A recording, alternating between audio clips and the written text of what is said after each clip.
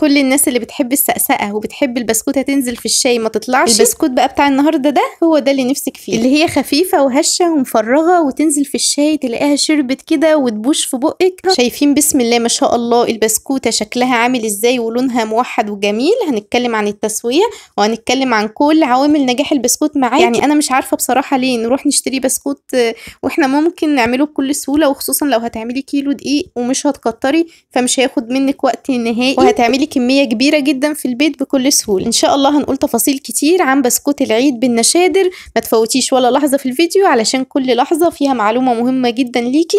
يلا بينا نبدا ونقول بسم الله الرحمن الرحيم. اول حاجه معايا الدقيق. طب نستخدم دقيق نوعه ايه؟ استخدمي دقيق مخصص للكحك والبسكوت او دقيق متعدد الاغراض، مفيش اي مشكله. اهم حاجه الدقيق يكون مكيس ونوعه حلو وانتي مجرباه قبل كده. انا مستخدمه مقدار 1.5 كيلو من الدقيق. تمام، دخلت الدقيق بتاعي وجهزته. بعد كده حطيت عليه نص معلقه صغيره من الملح، وهحط معلقه ونص صغيره من البيكنج باودر. يعني لكل نص كيلو من الدقيق نص معلقه صغيره من البيكنج باودر. بس كده دي المواد الجافه بتاعتي. 1.5 كيلو من الدقيق، نص معلقه صغيره من الملح، معلقه ونص صغيره من البيكنج باودر. نقلبهم مع بعض كويس ونسيبهم على جنب. هنا معايا الزبده 1.25 كيلو من الزبده. طب لو انا عايزه اعمل البسكوت بالسمنه مفيش اي مشكله، تقدري تعمليه بالسمنه بنفس المقادير ونفس الخطوات، هيطلع معاكي حلو جدا. الزبده بتاعتي بخرجها من التلاجة قبلها بشويه حلوين واسيبها كده في المطبخ علشان تكون لينه. اوعي الزبده معاكي تسيح او تفك، احنا مش عايزينها تفك، احنا عايزينها تكون زي المرهم كده او تكون لينه كده، بحيث ما تبوظش المضرب بتاعك وبحيث انها تديكي القوام على طول اللي انت عايزاه. الزبده بتاعتي كويسه ولكن فيها برضو قطع كبيره، فبدات اقطعها بالسكينه كده علشان المضرب بتاعي ما يبص. هنا ضفت على الزبده بتاعتي 500 جرام من السكر البودره، بما يعادل 3 كوبايات كبار من السكر البودره. السكر البودره انا اللي طحناه في البيت عادي خالص، مفيش مشكله. ببدا ان انا اضربهم مع بعض. اول خطوه دي لازم بتضربي فيهم شويه كويسين قوي لحد ما توصلي ان القوام بتاعك يرتفع والمكونات بتاعتك تزيد والقوام بتاعك يكون كريمي وفاتح بالشكل ده. زي ما انتوا شايفين كده هو ده الشكل اللي احنا عايزينه. اول ما توصلي كده يبقى انت كده تمام. القوام ده طبعا خدناه من الزبده والسكر بس.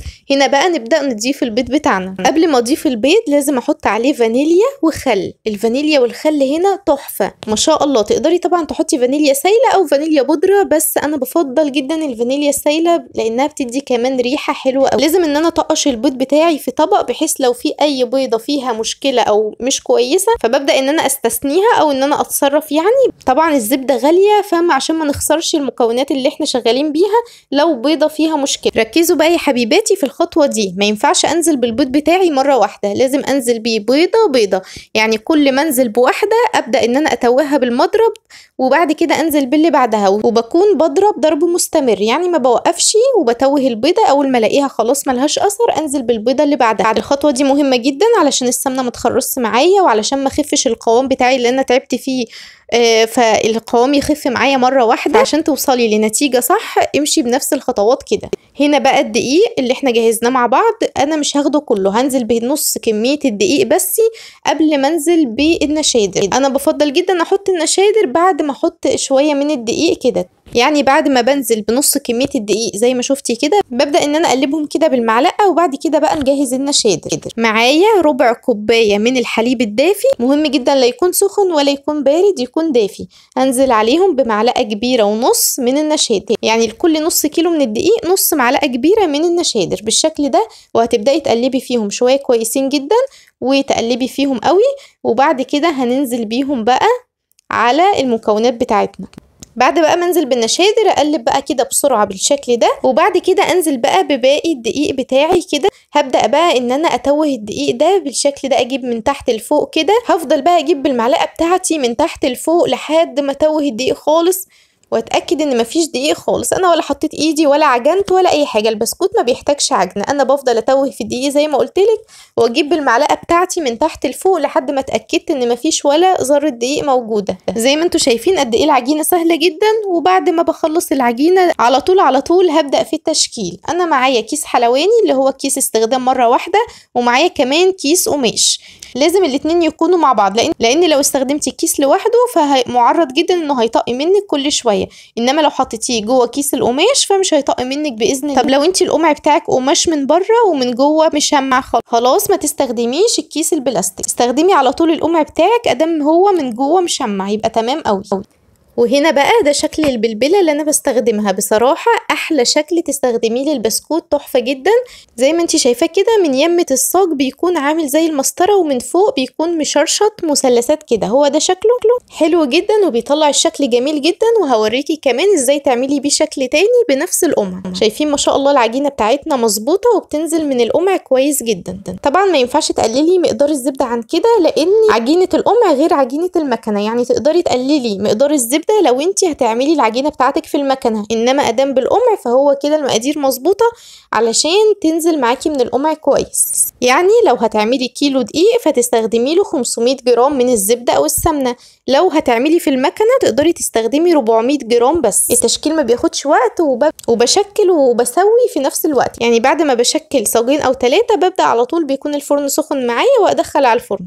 تعالوا بقى نتكلم عن التسويه. شوفوا بقى الشكل ده لذيذ ازاي وجميل، وكمان خلى البسكوته معايا سميكه عن الشكل التاني. فحلوه قوي لما بتسقيها كده بتحسيها سميكه كده وتحفه جدا بنفس الشكل. بس ايه، بجيب ايدي شمال ويمين علشان اطلعه زجزاج بنفس البلبله. تعالوا بقى على التسوية. أول حاجة الفرن لازم يكون سخن معاكي قبلها بربع ساعة.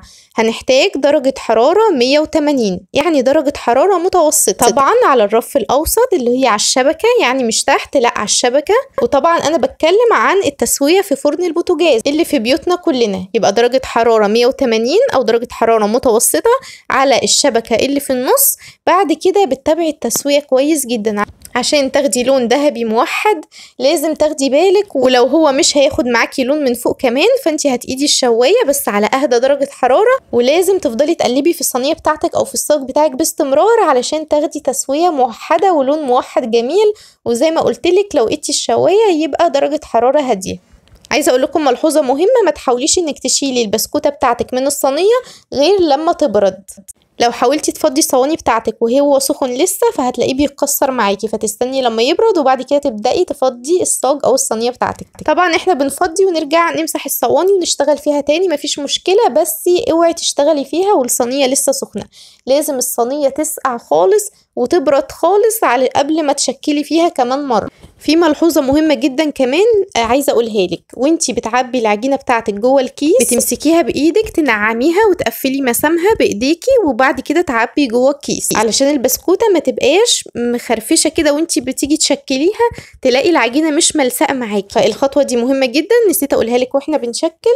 هي مش بتحتاج عجن، بس قبل ما نشكل بنعمها بايدينا ونحطها في القمع او في الكيس زي ما اتفقنا، وبعد كده تشكلي فيه سلام وامان. لو عندك اي سؤال طبعا اكتبي لي في التعليقات برد عليكي بنفسي. واهم حاجه بقى ما تنسيش اللايك الجميل من ايديكي وتعليق ولو بحرف علشان يساعدك ان الفيديوهات توصلك بعد كده. وربنا يحسن ما بين ايديكم وتطلعوا الحاجه احلى مني كمان. وبالف هنا وشفا. السلام عليكم ورحمه الله وبركاته.